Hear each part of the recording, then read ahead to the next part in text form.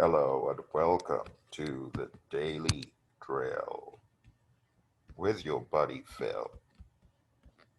Today we will begin a series taking a look at the various components of project management as defined in the PMBok guide, and today is the develop project charter process.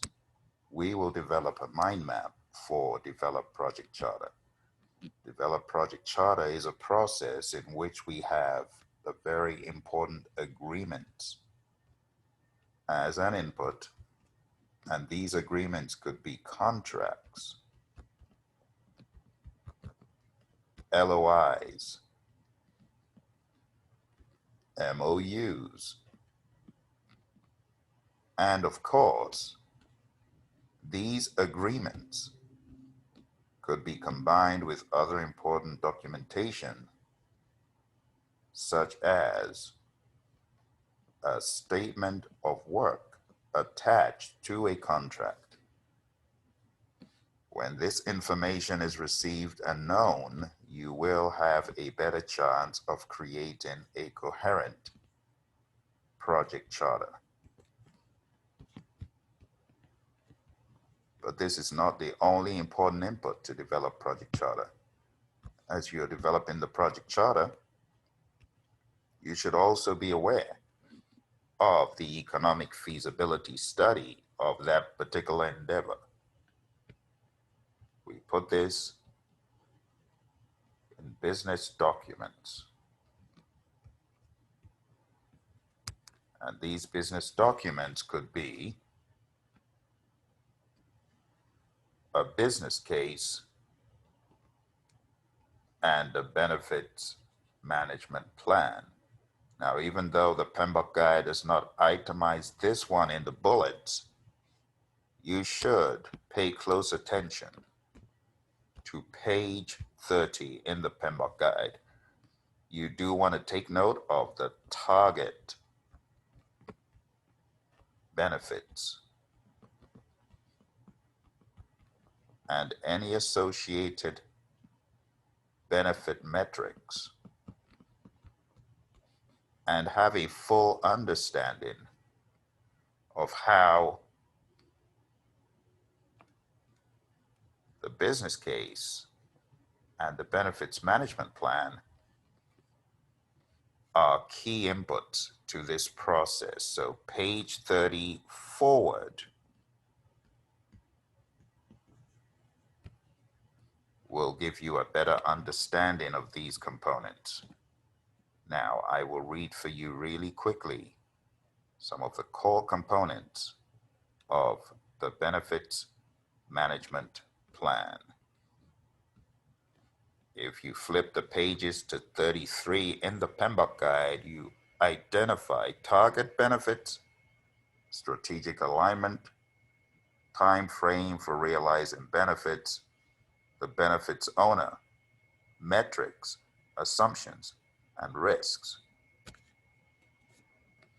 For this reason, when we talk about the benefits management plan, it is important to read page 33 and understand how these fit into the bigger picture of develop project charter.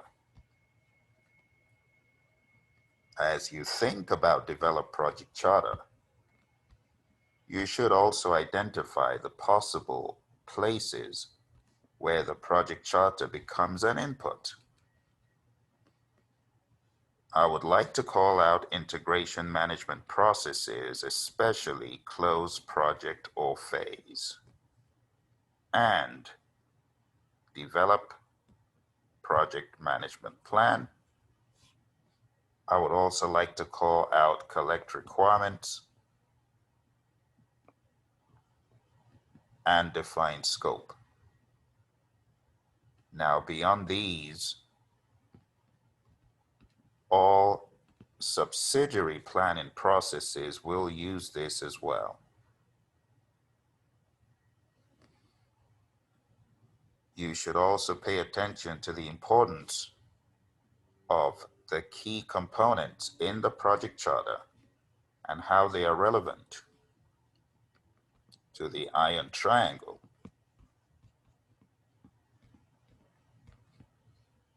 planning. In other words, schedule, cost, scope. Those three knowledge areas, they rely on key parts of the project charter when you're developing plans for schedule, cost, and scope. There is, however, a page in the PMBOK guide that you can get further information about which pieces of the project charter go into other processes. And that page is page 76. Page 76 shows you not only these pieces that I've called out, but all the other subsidiary planning processes, specifically those where the triple constraint is affected and beyond. The summary is this: all subsidiary planning processes use elements of the project charter. But I call out the iron triangle planning because I think that will be good opportunities for question writers to ask questions. So taking a look at develop project charter, ask yourself, do I know why these inputs are key?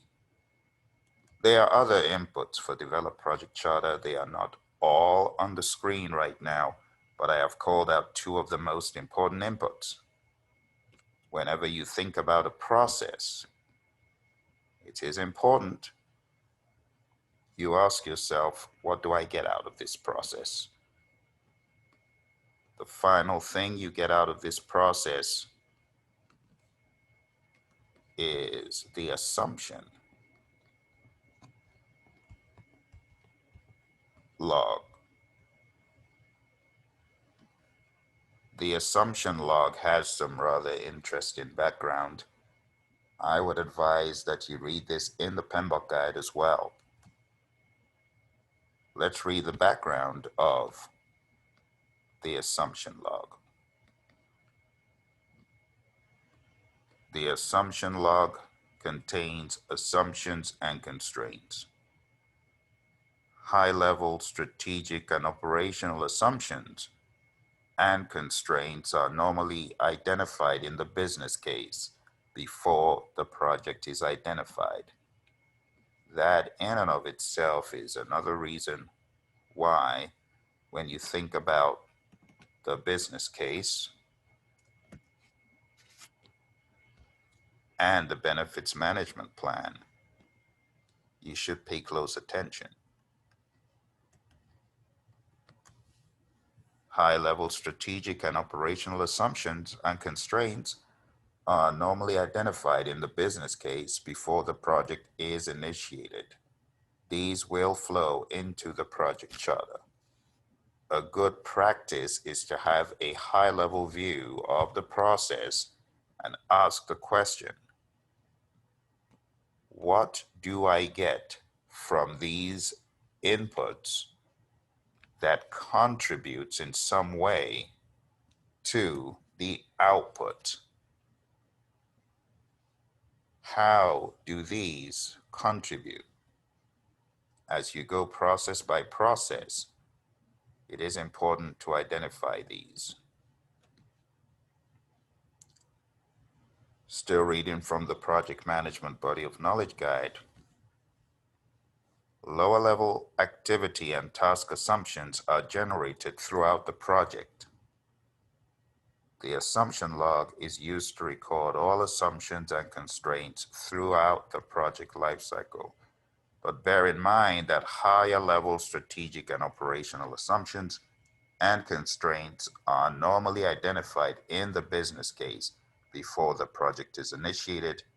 These flow into the charter, and ultimately you will have your assumption log that is relying on fuel from the project charter and other sources. Now, the assumption log will ultimately end up as a project document. You want to take a look at page 89 and understand the gamut of project documents for your exam. The project charter, however, does not become a project document. This is an exclusive document, which, by the way, can be updated as needed on the project. As you study this process, bear in mind that there could be updates to the project charter. Also, bear in mind that not every project has a one-time charter event. In other words, your project charter could be developed all throughout at key points. The PMBOK guide reads on page 75, develop project charter has key benefits. And one of the key benefits is that it provides a direct link between the project and the strategic objectives of the organization and creates a formal record of the project. It also shows the organizational commitment to the project. But it goes further to say this process is performed once or at predefined points. The word predefined and points indicates that this could be a multi-event process, not just happening once, but happening at predefined points throughout the project. I would like to encourage you to do a mind map for every single process. And that is why I titled this particular series the PMP Exam Mindmap Challenge. Let's see how good your mind maps can look. If you have anything to share, do so on my Facebook page. I would be happy to see what you come up with.